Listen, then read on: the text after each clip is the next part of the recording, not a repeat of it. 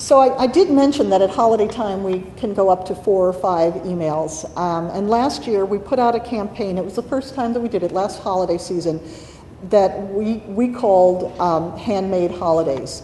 And we talked about it in our catalogs, we talked about it online, but then we put out this campaign that was all about essentially consider handmade and what is wonderful. And because everything that we represent is handmade work. And so we focused on key different words: embellished, etched, and the subject line for each of these emails was just that one word: embellished, etched, carved, and one came out every day.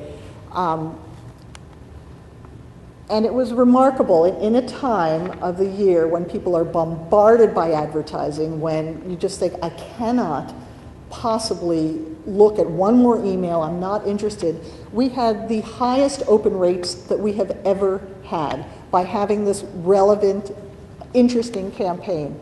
I do have to say that the one that was called Forged was, we got a good deal of criticism about that. We had never even thought about forgery in the art world. We were thinking about metalwork, but that had some controversy, as did the one, the glass one that said blown. And cut, we got a little bit of controversy about that. But in any case, we had great open rates, great responses to this, and more than anything, folk got to focus on the glory that handmade art and craft is. So based on the success of Handmade Holiday, we launched a campaign this year. We don't do these campaigns with this frequency very often because we do feel like that is not being very, very respectful of our customers.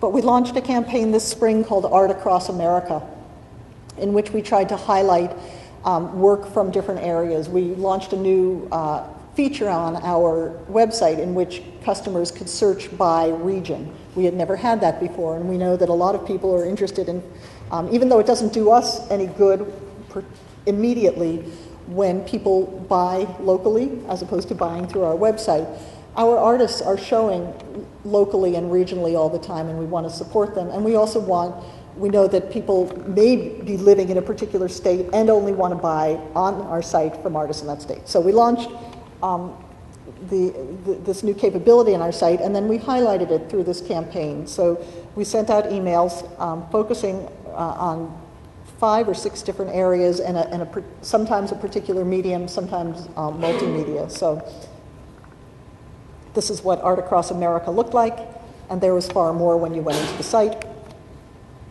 So the Southeast, which is just this hotbed, I mean, North Carolina, if you've never been to Asheville, is just an amazing area for craft artists in particular. And so rather than focusing on just one medium, we talked about Southeast craft, used fiber art as a highlight for the Midwest. And then this is an example of rather than a campaign, really a more a broad-based email. So this is for the beginning of the fall season. We know customers are interested in new work, so this is a typical kind of email for that. And then we also, email gives me the opportunity to speak to customers, and we think it's really important with the impersonal nature of the internet to try to maintain as much of a personal dialogue with customers. So I put out, I think it's about 4 emails a year that are dialogues about some topic, and you know, in this one it was really about we survived and thank you very much. Site curation, there's that curated word again. We believe it's really important to make it easy for customers to find work. We believe strongly in offering expertise.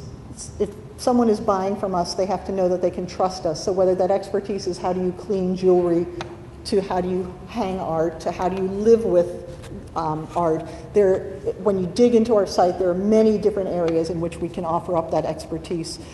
We try very hard to straddle the world of art speak and consumer speak. We need to sound like we know what we're talking about. We need to sound like you can understand us as the customer. And we're also trying to straddle that which is interesting to customers and interesting to artists, and ultimately drive sales, because that's what we are in the business of. So just some ideas of what, some examples of what site curation is. We have these landing pages for all the different categories. The categories that are in the top bar, the top nav bar, which you're not seeing on this image, each have a landing page, and those landing pages are updated at least 4 times a year with new work.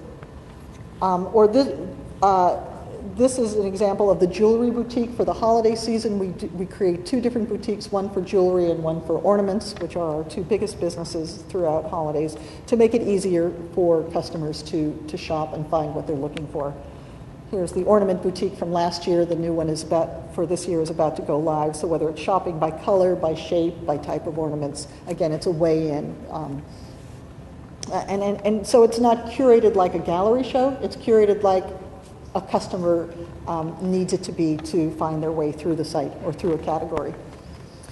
So now finally, to talk about the E word. Etsy is extraordinary. My hat goes off to them. I got to know Maria, who had been the CEO of Etsy for a couple of years, well, and got to know a lot about their business, and I have nothing but admiration for them. I mean, for goodness sake, we're a successful company and we do about $10 million in business. They did over $23 million in gross merchandise sales in the month of July. I mean, this is one big operation. A lot of work is being sold through Etsy. So I have, my hat is off to them. Over 1 million items sold in a month. It's crazy what they've done. So these are figures that they publish on their website. I'm not going to go through all of them, but they do a bang-up job. They have created something which clearly resonates with hundreds of thousands of makers and hundreds and thousands of buyers, and some of them are one and the same. They have created an extraordinary community, and a lot of money is going back and forth through Etsy. And this is what it's like when you decide to go to their homepage and go to look for something. This is their version of site curation. So if you are looking for a way in to find something and go to editor's picks, this is what you see. So if you compare that perhaps to one of the pages I just showed you about the ornament boutique or a landing page, it's all over the place. Etsy is a wonderful, wide open, democratic, Wild West marketplace, meaning that no one at Etsy is jurying or curating or editing or filtering for you as either a maker or a buyer. It's out there for the putting up, it's out there for the buying, and it's a great thing. It's just a very different model from what we do, and as a result of it, it's a very different experience for the consumer. The consumer is on her own, the maker is on her own in terms of really getting the work and finding the work. And again, if you go to their, I put these out of order, if you go to the site, this is typical of what a homepage will be. Just as a further example of you being on your own with Etsy, I have a 21-year-old daughter who sells a great deal of work through Etsy. I can't find her. I know her name. I know what she makes. The only way I can find her work is by going to her website first, and then it says buy my work, and it takes you to her Etsy shop. So it's again, I'm not knocking it. It just is a very different model. And so the big question is, why talk about them? Is there room? Are they the competition? Are they the evil E? They're not. They're just a very different experience. And what we have found is that for many of our artists, the Etsy experience has not been a successful experience because their work can't be found, because their work can't be showcased, and because many Etsy buyers are not looking for work of that quality or at that price point.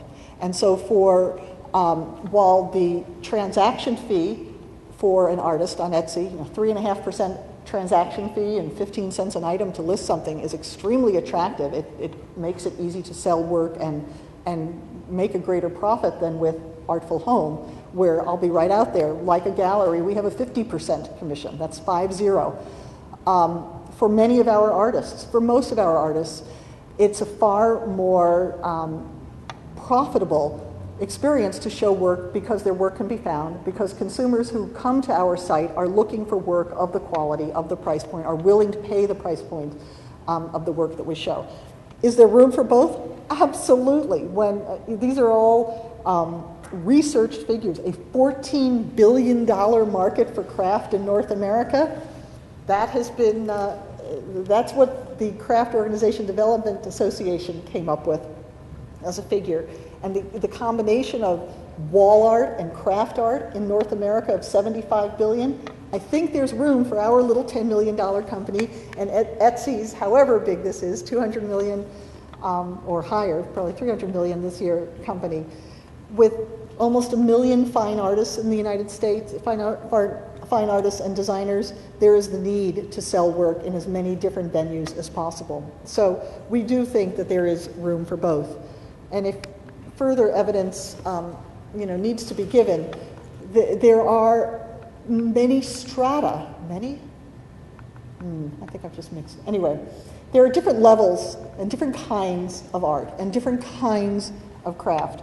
And I will finish this just with a couple of different examples. The world of that's known as craftivism and using the making of craft to make political statements is one world of craft. The world of fine art glass is another world of craft. They both have reason to exist. Or my gross example, my cheating example, the $3 hand crocheted string bracelet on the right, sold on Etsy last week, or trying to be sold on Etsy last week, is called craft and is a bracelet and is for sale, as is the $1,200 steel and diamond cuff by Pat Flynn, sold on Artful Home. They're both in the world of craft. They both have reason to exist. They both will sell to very different consumers, and consumers who are looking for different experiences, who have different expectations, will go to different venues. Some of those different experiences and expectations may be generational. Some of them may be life stage. Some of them may be lifestyle. There's the Renegade Fair, and there is SOFA.